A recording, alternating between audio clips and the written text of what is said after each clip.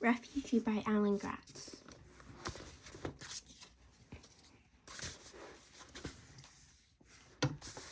Joseph. Just outside Havana Harbor, 1939, 21 days from home.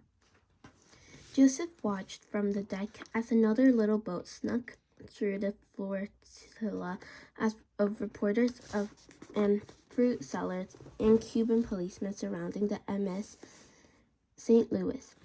This boat had held a familiar-looking passenger, and Joseph realized with a start it was Dr. Arbor, Renetta, and Evelyn's father, who already lived in Cuba. Joseph ran through the ship until he found the sisters in the movie theater watching serials. "Your dad's coming to the ship," Joseph told him. Renetta and Evelyn hurried after him.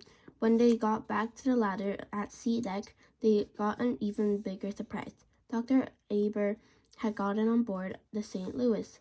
Officer Padron was looking over some papers. Dr. Aber had brought him with him, and a small crowd had gathered to see what was happening. Renetta and Evelyn ran to their father, and he swept them up in his arms. "My beautiful daughters," he said, kissing them both. "I thought I'll never see you guys again." Officer Padron nodded and said something in Spanish to Dr. Aber, smiled at his daughters. "Come, it's time for you to join me in Cuba." "But what about our things, our clothes?" Renetta asked. Forget about them. We'll buy you new clothes in Cuba," Dr. Aber said. His eyes darted to the policeman, and Joseph understood. Somehow, Dr. Aber had gotten someone official to let him get his daughters off the ship. But he didn't want to wait around any longer in case the policemen changed their minds. He carried Renetta and Evelyn to the ladder, and Renetta barely had time to yell goodbye to Joseph and wave them before they were gone to the side. Joseph was speechless, but the rest of the crowd wasn't. Angry passengers surrounded Officer Padron and the other policemen demanding answers. "How come they get off the ship and not us? Can you help us? How did they do it? Let us off the ship. My husband is in Cuba." "They have papers, right? Papers," Officer Padron tried to explain in broken German, but the only made the crowd madder. "We have papers, visas. We paid for them." Joseph was scared for Officer Padron, but he shared the passengers' frustrations. Why had Dr. Aber been able to take Renetta and Evelyn off and off the rest of them could go? It wasn't fair. Joseph clenched his fist and began to shake. Then he realized it wasn't him that was doing the shaking. It was the metal deck of the ship. The ship's engine was rumbling to life for the first time since they had dropped anchor, which could mean only one thing. The St. Louis was going home to Germany, and they were all going with it. Without a word from anyone, the passengers rushed to the top of the ladder as one. Officer Padron drew his pistol, and Joseph gasped. "Perrin!" a policeman cried. "Halt!" He swept the gun back and forth, and the other policemen drew their pistols and did the same. The angry passengers pulled back but didn't run away. Joseph's heart was in his throat. Any second now, the mob was going to attack the policemen. Joseph knew it. They would rather die than be sent back to Germany, back to Hitler. The ship's first officer and purser arrived and threw themselves in between the guards and the angry crowd. They begged for everyone to remain calm, but no one listened. As the vibrations of the ship's engines below grew louder as more people rushed the ladder to demand them off the ship. Joseph was caught in the middle row. If the mob pushed forward into the guns of the policemen, Joseph would have no choice but to push with them. It was hot, well over 100 degrees on deck already, and the temperature of the crowd was rising. Joseph was a ball of sweat, and the close-packed mob only made things worse. The situation was just about to boil over when a small white man in a gray suit climbed up the ladder behind the policeman. It was Captain Schroeder. But Joseph wondered why was he out of uniform, and had he been off the ship. For a moment, the mob was so surprised it stopped surging forward. Captain Schroeder was surprised too. As soon as he saw the angry crowd of the guns drawn, he lost his temper. He yelled at the policemen to lower their weapons or he would order them off the ship, and at last they obeyed. Why have the engine started? One of the passengers yelled. Tell us what's happening. Captain Schroeder put his hands in the air and called for calm so that he could explain. He took off his hat and mopped his brow with his handkerchief. I have just been to see President Brew to appeal to him personally for you to be allowed to disembark, the captain said, but he would not see me. There were dark mutterings among the passengers, and Joseph felt himself getting angrier. What was going on? Why had the Cubans promised the passengers they would let him in, only to return them away now? Worse, Captain Schroeder said, the Cuban government had ordered us to leave the harbor by tomorrow morning. Leave by tomorrow? Joseph thought.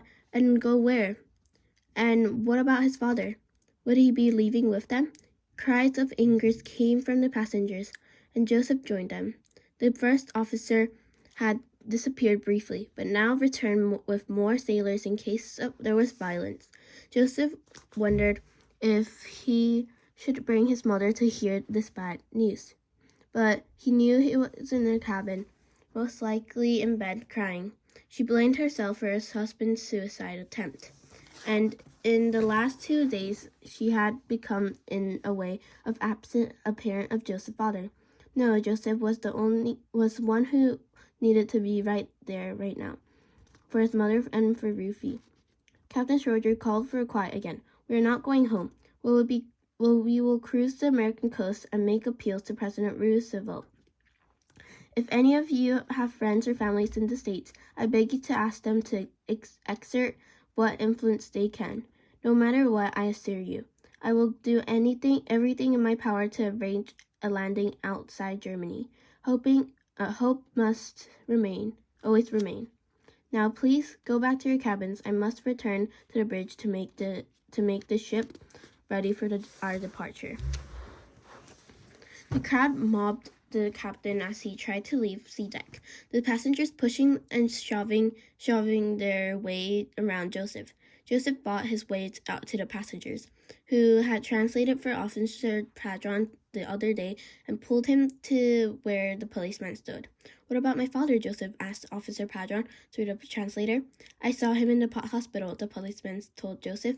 He's not well enough to come to the ship. Then can we go to him instead? Joseph asked. The policeman looked pained. No, I'm sorry, little man. You cannot leave the ship. But the ship is leaving, Joseph said. He could feel the pulsing engines under his feet. We can't leave my father behind. I wish from the bottom of my heart that you will land soon, little man, Officer Padron said again.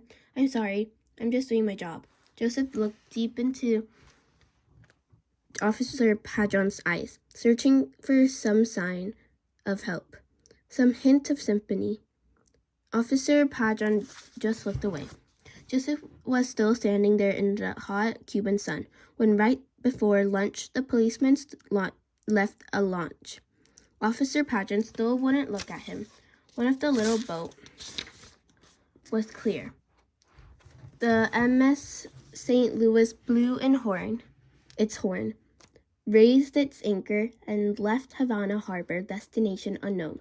As he stood at the rail, with the rest of the passengers saying a tearful goodbye to the only place that had ever promised them Refugee, Joseph said goodbye to his father as well. He took his shirt collar in both hands and ripped it along the seam, rending his garment as he'd done when Professor Wheeler had been buried at sea. Joseph knew Papa was still alive, but it didn't matter. His father was dead to his family, so Joseph realized it was their dream of joining him in Cuba.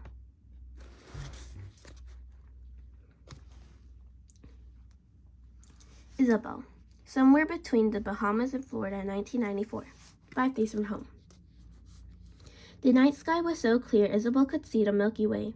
Her gaze was on the stars, but she wasn't really looking at them. She wasn't really looking at anything. Her eyes were blurring from tears. Next to her, Senora Castillo sobbed in her husband's arm, and her shoulders heaving. Like Isabel, she had been crying ever since Ivan died.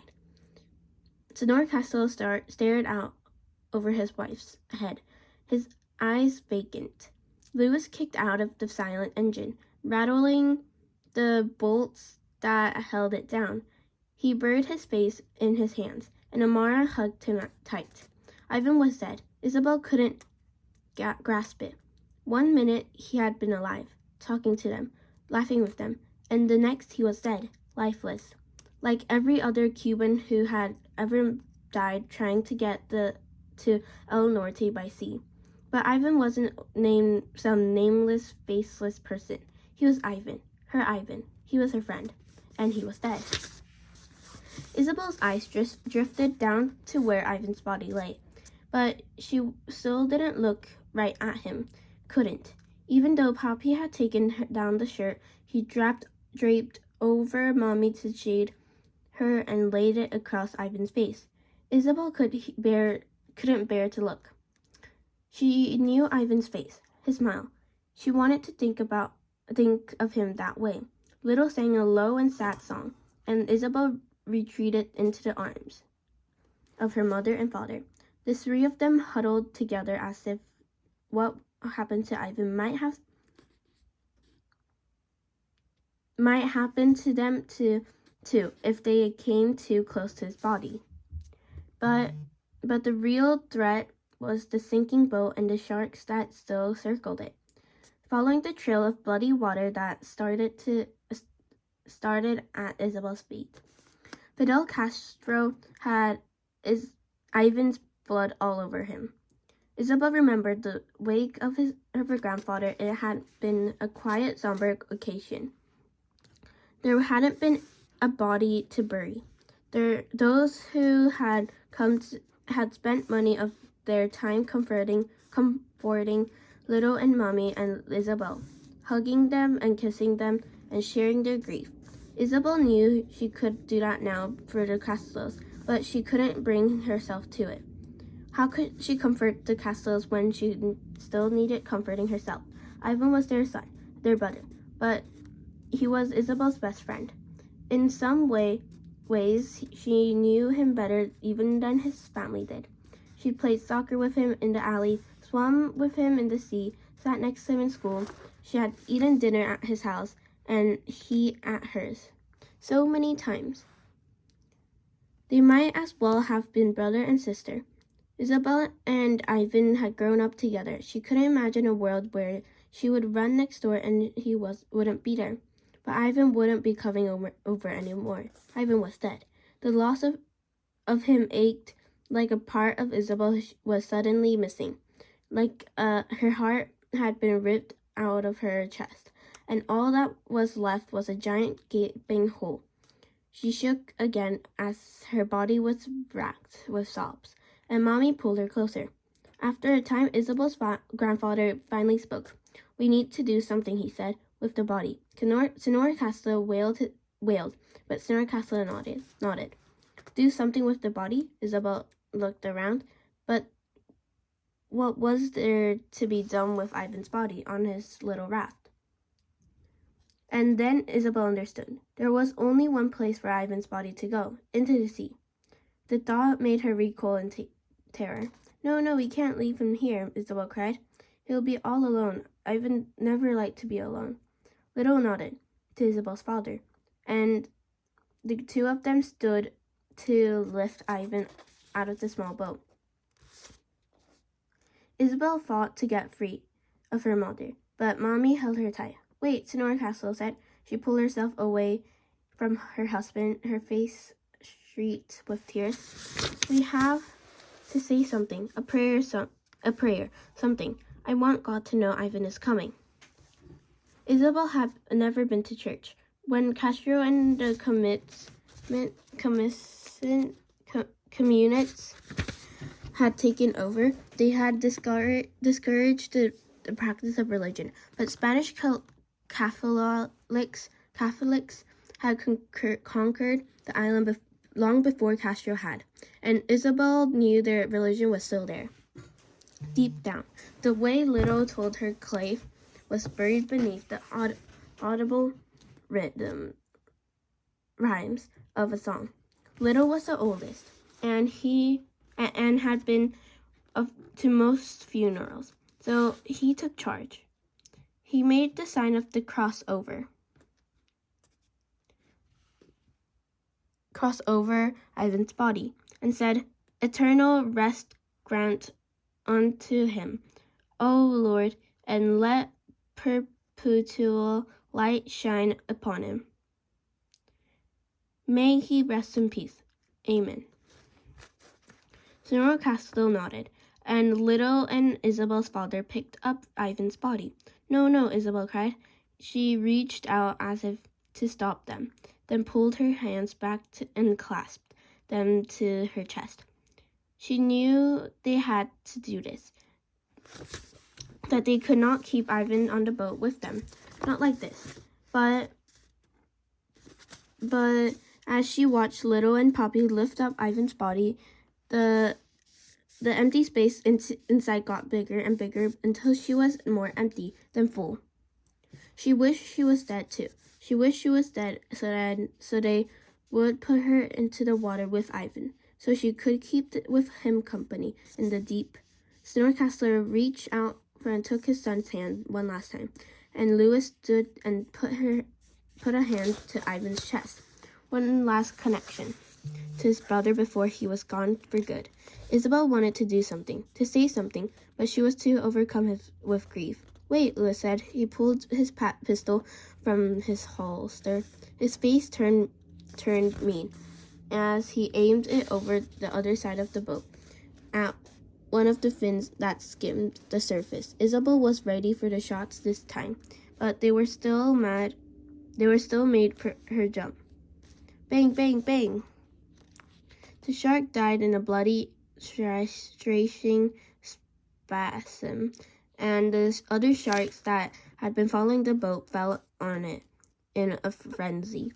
Louis nodded to Little, and Isabel's father and Senora Castro looked away as they slipped Ivan off the other side of the boat, away from the sharks, where he sank into the Black Sea.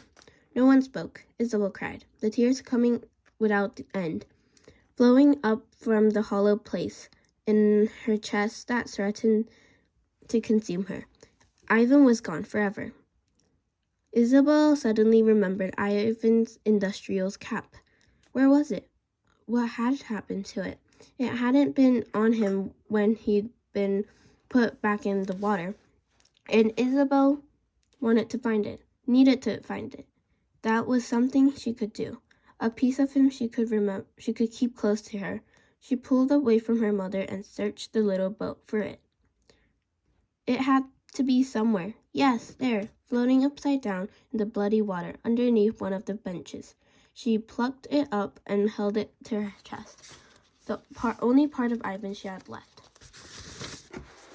"I wanted to open a restaurant," Senora Castro said. He was right next to her, and the sound of the voice, almost a whisper, made Isabel jump. "When we were talking that first night, everyone was telling each other what they wanted to do when they got to the U.S. Senora Castro went on, "But I never said I wanted to open a restaurant with my sons." Something sparkled on the dark horizon, and at first, Isabel took it to be one of the stars in the white sky of the Milky Way, twinkling in her watery eyes. But no, it was too bright, too orange, and there were others just like it, all clustered in a horizontal line, separating the black waters from the black sky. It was Miami. At last, Ivan had just missed seeing Miami.